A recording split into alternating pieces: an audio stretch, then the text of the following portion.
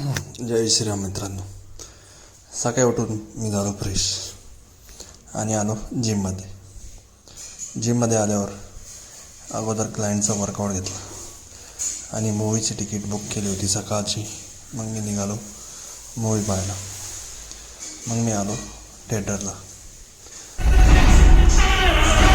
छत्रपती संभाजी महाराजांची एंट्री पाहिल्यावर त्यांचा